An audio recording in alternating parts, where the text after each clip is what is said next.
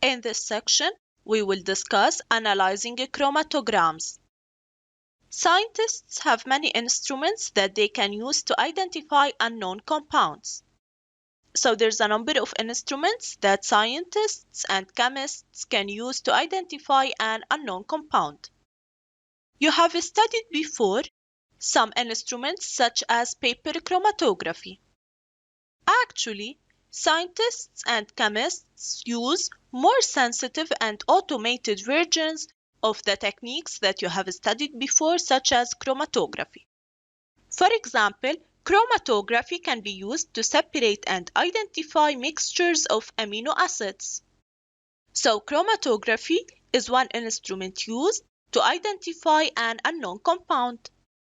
Chromatography is based on the idea of having two phases, a mobile phase and a stationary phase. The mobile phase moves through the stationary phase and it will carry the components of the mixture under investigation. So the mobile phase is moving, whereas the stationary phase is fixed. Actually, a mixture contains different components, and these different components have different attraction for the mobile phase and the stationary phase. So a substance which has a stronger forces of attraction between itself and the mobile phase than between itself and the stationary phase will be carried a greater distance in a given time. Whereas, on the other hand, a substance with a stronger force of attraction to the stationary phase will not travel as far in the same time. So if we examine this figure, for example, here we have different components of the mixture.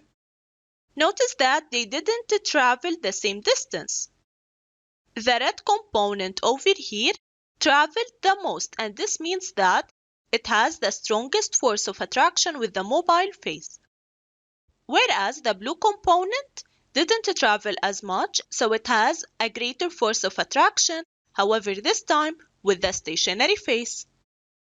So actually, in paper chromatography, the mobile phase is the solvent chosen, whereas the stationary phase can be thought of as the paper. The solvent will travel through the paper. Moreover, chromatography can tell us if this unknown solution is a single compound or a mixture. So if the unknown sample is a mixture of compounds, there will be more than one spot formed on the paper.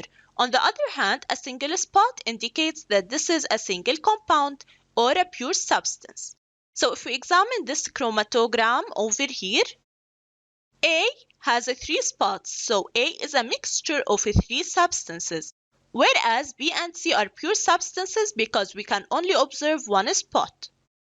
So by analyzing this chromatogram, we can figure out that A is a mixture which contains B and C in addition to one unknown spot, which is the blue one. The question is how to identify the identity of this spot or of this compound. To do so, data is presented as a retention factor value, RF value, and this is a ratio. To calculate this ratio, we have to divide the distance moved by the substance by the distance moved by the solvent. Different RF values, so different retention factor values, are found in data books and databases, so you can compare your result with those reported to identify the identity of any compound you have. Let's take an example in calculating the RF value. Here we have a chromatogram. We have 2 spots, A and B.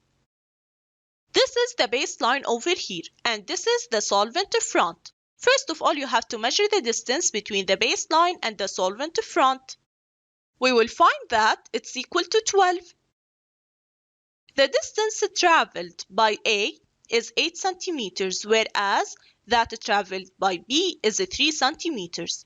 So the RF value of A will be 8 divided by 12, and this is equal to 0.67, whereas the RF value of B will be 3 divided by 12, which is equal to 0.25.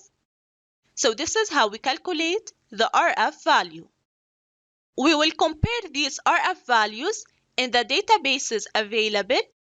However, you have to pay attention that you are using the same solvent and at the same temperature.